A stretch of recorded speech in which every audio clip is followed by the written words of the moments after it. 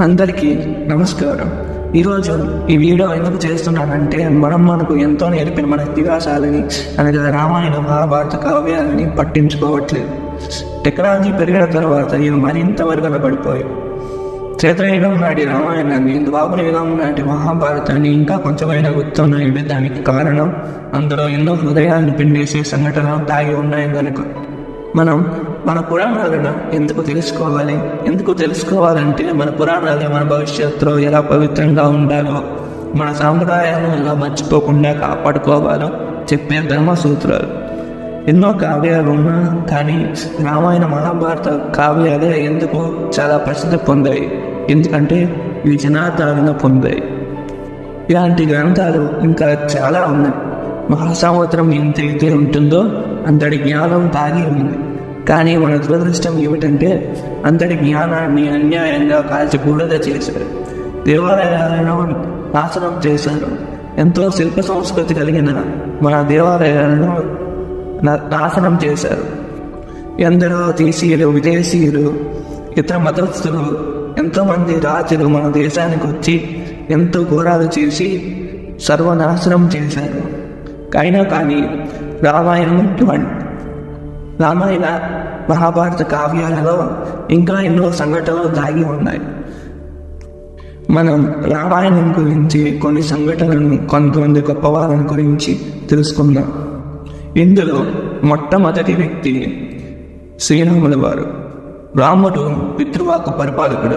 రాజు కావాల్సిన హక్కు ఉన్నప్పటికీ కైకేయి కోరిక మేరకు అరణ్యవాసానికి బయలుదేరుతారు. అది దశరథుడు తెలిసి పుత్రశోకానికి తట్టుకోలేక మరణిస్తాడు. ఆ అరణ్యవాసంలో తర్వాత జరిగిన సంఘటన సీతాపహరణ. ఆ తర్వాత సుగ్రీవ మైత్రి.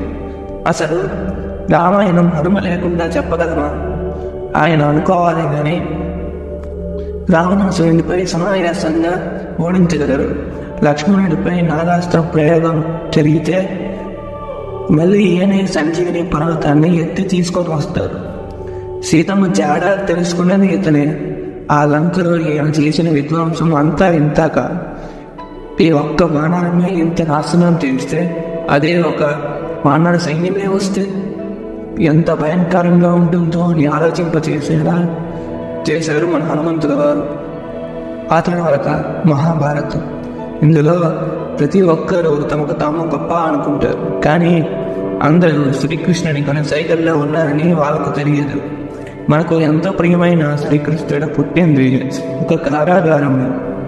ఆయనకు చావు ఎల్లప్పుడూ ప్రక్కనే ఉంటుంది. కాలక్రమేణా ఆయన తల్లిదండ్రులు వదిలి వెళ్లాల్సి వస్తుంది.